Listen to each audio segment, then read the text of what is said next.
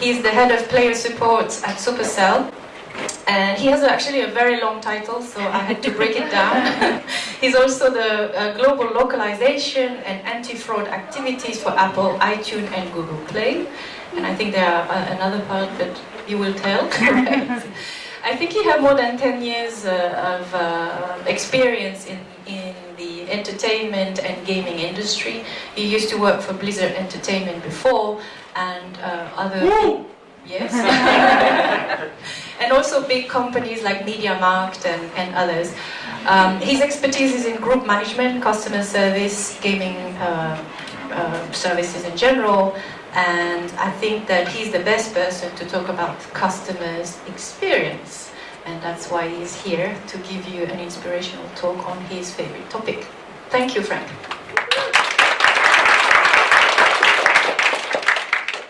I'm not sure how inspirational this will be or not, but you are the judges, right? So, who's this guy actually? So I'm Frank. I consider myself a European. What does that mean? I'm German. So I have 22 years experience in customer-related jobs by now. 12 years of that, or 12 and a half years of that in the computer games industry. PC games at Blizzard Entertainment, and then now mobile games at Supercell. And at Supercell, I'm kind of considering myself like the player experience guy. So I'm taking care of customer support, anti-fraud, localization, and the fourth piece is community for global teams. And this is what we do basically at Supercell. So we provide, our product is games as a service on mobile phones. Our monetization is free to play, plus microtransactions. We were founded in 2010 by a small group of really passionate people. We have daily unique players of over 100 million. That's the official number I can give you, but I can also tell you that was before Clash Royale. Our revenue last year was $2.3 billion US. And we have 4 live games right now, and we are supporting 20 different languages for these live games, including Arab and Farsi. The player experience team in Supercell is actually fairly small. It's 27 people. Supercell is a company of just 210-ish people. So it's a big team within Supercell, but overall small. But we have a huge outsourcing operation. Within these 27 people, there's 17 different nationalities. And actually, with a caveat, because I have like 3 people who have dual citizenship, so I could also say we have like, 20. 37% of my team are women. I'm pretty proud of that. It could be better, but it's still a pretty cool achievement in an industry which is dominated by males.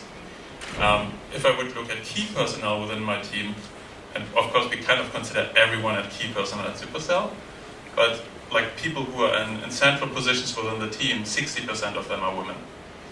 So I'm really, really happy with that as well. So, but that's about me. Let's dive right in. Let's talk about customer support. So, first, there's actually 3 questions you should ask yourself before you enter a market. How important will customer support be for your product? What do the customers expect in this specific market? That can be a region, a specific product type, an industry. And can customer support be a differentiator for your product? And I'll give you a couple of examples to make it more practical. So, how important is customer support for your product? So there's this company called Ryanair. You might have heard of them.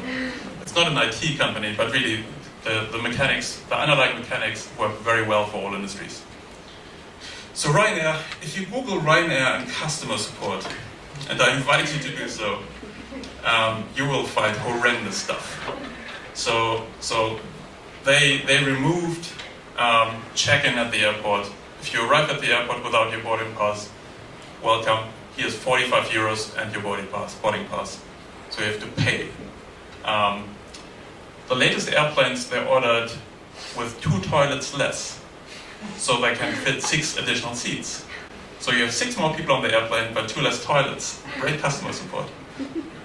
And of course the list goes on. You will also read that they're not refunding anything. They're really, really unfriendly.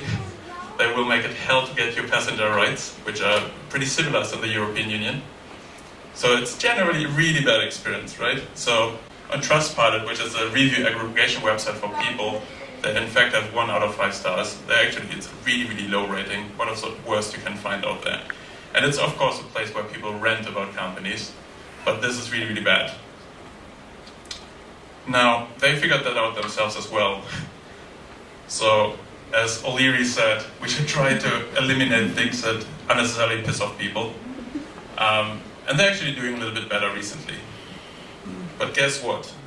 These are the passenger numbers since 2004. This is the amount of people that fly around the world every year.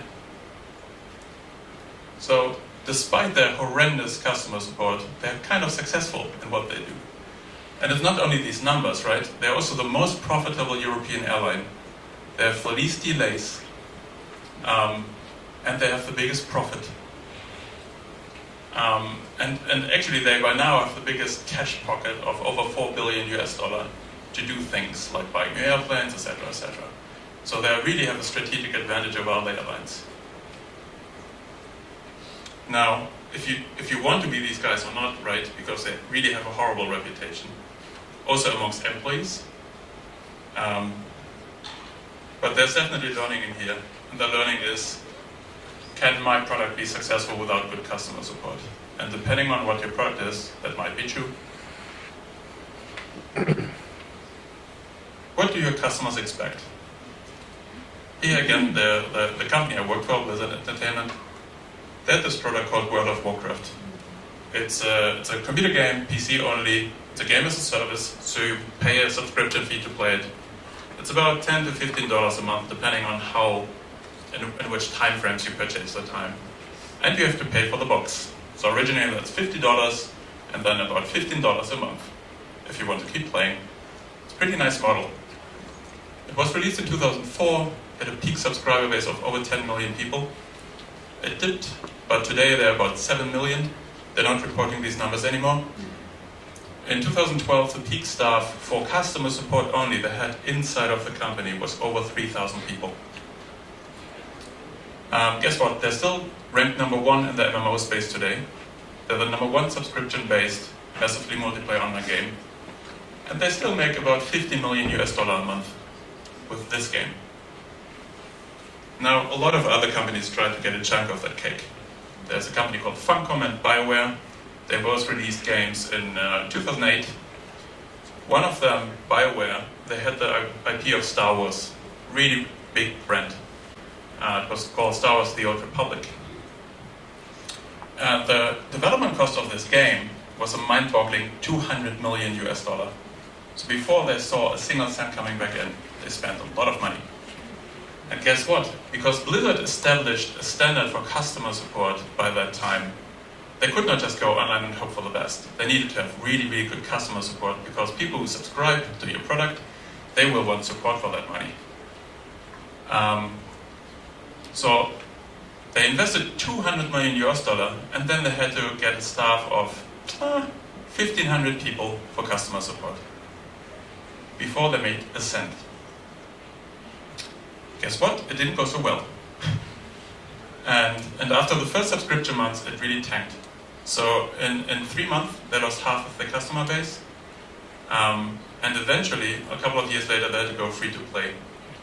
And in the process, they also had to lay off a lot of the people, like around 1,000. That's a huge negative impact on your company brand.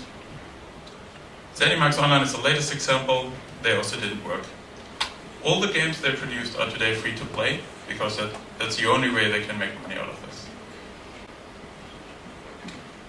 So, if you bring out the new product in a crowded market, you have to kind of make a decision. Hire for the best case, so you will get a big user base, you will get the money, you can invest in stuff, or you hire for the worst case, which kind of bets on that your product is flopping, so you might have to challenge yourself if you want to do it in the first place, or something in between. But it's a really tough call, because either your product is more successful than you thought, you get more tickets than you thought, and you have bad response time and you're losing customers, or the other way around. You have people sitting around, you're wasting money, and you have to lay off people eventually. So the learning, understand the expectations of the market you're entering. That could be any other market. Now this is the games. But understand what customers in that specific market expect from you. I was a bit fast, I guess. I didn't animate this. Can customer support be your differentiator? Amazon. Amazon sold books. Founded somewhere in the 90s, 1994, I think. Entering a market which was completely satisfied. But because of the timing, the internet started to lift off. And because of their great user experience, which was their only differentiator, they quickly became number one. This is Jeff Bezos, and this is a statement which is often repeated on the internet. They want to be the most customer-centric company on the planet. And this customer centricity for Amazon is their product. Because everything else has been done before. There were web stores for books. There were web stores for everything else. There was retail before this. But because of great customer experience, they really got their share. And great customer experience in their cases make it easy for the customers to contact you, give them self-help, no frills refunds and returns, etc., etc.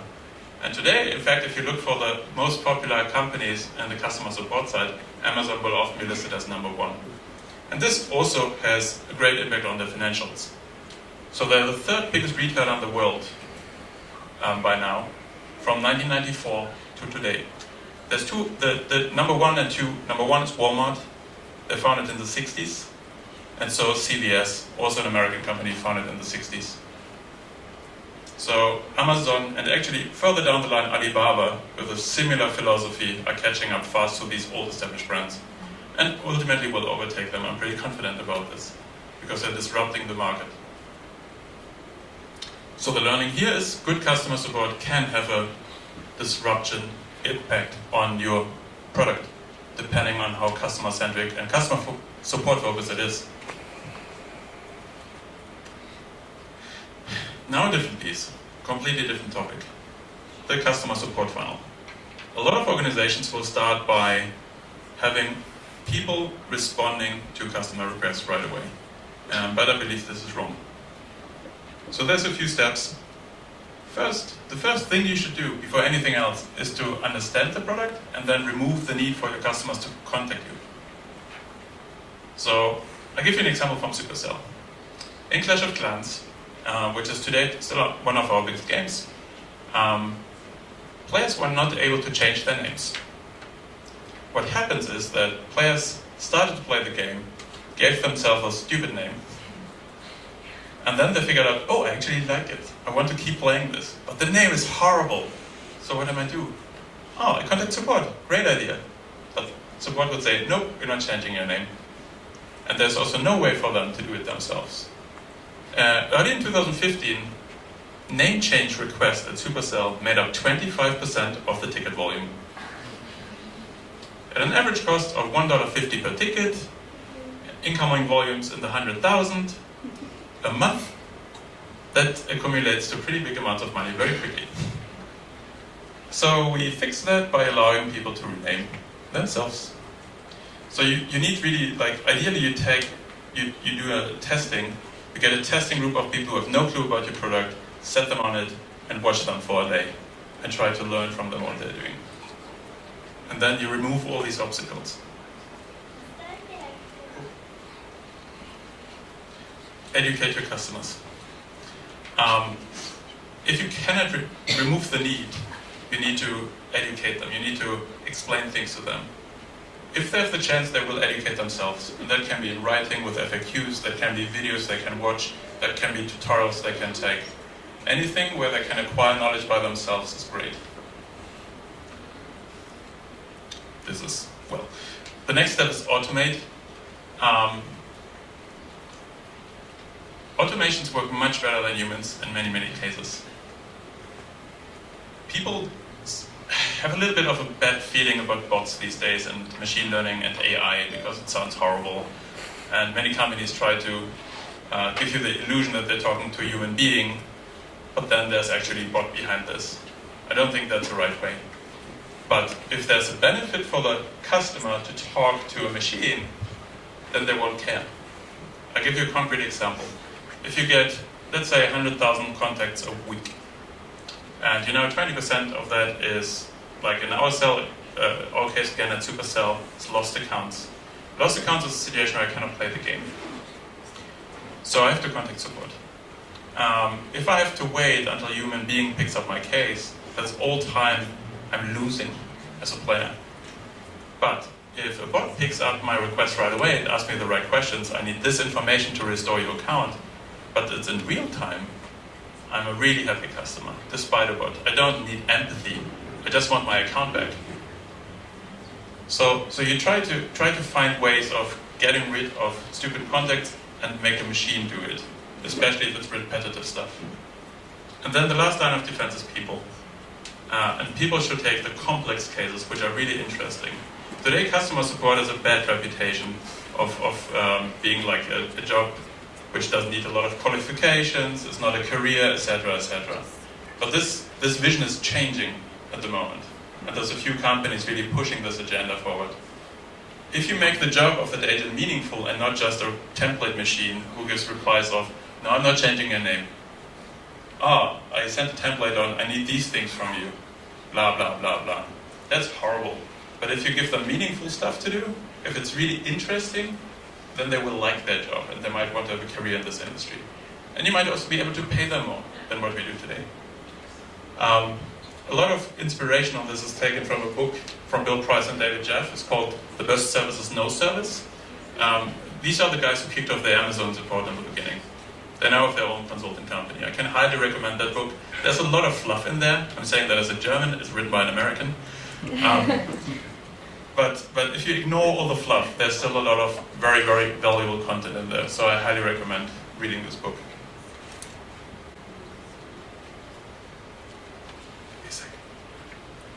There's a startup in town that is making all their employees be at their customer support to understand what their customers want. Are you doing that? I will say a word on that a little bit later. Oh, sorry. Quick reality check. Customer support is not a tool for acquiring customers, and you need to understand this. There might be a long-term effect if you have an extremely customer support-heavy industry, like Amazon. There I'm sure Amazon made good bucks by giving good support by now. If your product is not that support-heavy, customer support will not have a huge impact on your new customers. But it's a fantastic tool for retention. And you will lose customers if you don't have good customer support. So customer support is a retention tool in the bigger scheme of things. And it's incredibly hard to measure if they're successful or not, but you will feel it in your pocket if it's done wrong. And you will read it everywhere on the internet, and the word will spread that you give horrible support very, very quickly. See the guys from that airline. Customer satisfaction. So actually, initially I wanted to write about metrics and KPIs and a lot of things, but I figured out that it's really not such a good way of using our time here. I think it's a no-brainer to measure productivity. You need to have agents being productive and answering to tickets. You need to have someone taking time, if it's not an agent, to take time to answer to tickets, etc. And in fact, at the beginning, a great tool for your product is customer satisfaction surveys. And it's a great tool in the beginning because you will get a lot of valuable feedback about your product. You can read all the comments, your user base is growing, and you have the time to inhale what they're saying, really. Customer satisfaction is not quality. Quality on how good your support is, how well you help people, that you need to look into if you actually help people. You need to measure somehow, did we really help this customer, practically speaking. Customer satisfaction is pure perception by the customers. It's how they feel about your product, about the support they received, and so on and so forth. Make it easy to fill out a survey. I can tell you the amount I received a survey request via email days or weeks later after the interaction with customer support. How many times did I reply to one of these surveys? It's pretty much 0 up to today. And that's in fact the case for most people. In-app, if you have it in your application, for example, if it's a mobile application, after the interaction, you directly can give a survey in the app. Or wherever your product is, if you make it immediate after the interaction, you will get a much higher outcome of this. Industry-wide, in customer support, about 5% give a survey response. If you do it in-app, like we do it at Supercell, for example, we receive 35% of the opinions. And about half of them also give a comment, which we can action afterwards. And also make it easy, and don't ask a million questions. It's not worth it. Ask one question. It almost doesn't matter what the question is, because customers will react out of their gut after the interaction. They will judge your product, your support. It will not be a rational thing they do. So don't waste their time and yours. We actually had that. This is an example. We had more questions than 4. And if you look at the results of the questions, of the responses from customers, these are different questions, but the trend is very identical. So we figured out that we can get many more surveys, make it much easier for our customers by reducing it to one question and get the same outcome for us, the same measurable thing. Because again, in the beginning you want to have surveys just for yourself, to read them, to see and understand what's going on with your customers, if they're happy or not with your product. In the long run, you will want to benchmark against your own audience. Like, are we doing better or worse than we did in the beginning? That's the important thing. Measuring outside your own product is incredibly difficult. Numbers are not readily available. There's market differences. If you get a 80% customer satisfaction in Russia, but you get a 55% customer satisfaction in Japan, does it mean that the Japanese team is worse than the Russian? I can tell you it's not. It's just a different level of expectation for support. So measure against your own results. Ideally, if you support multiple languages, against the same language.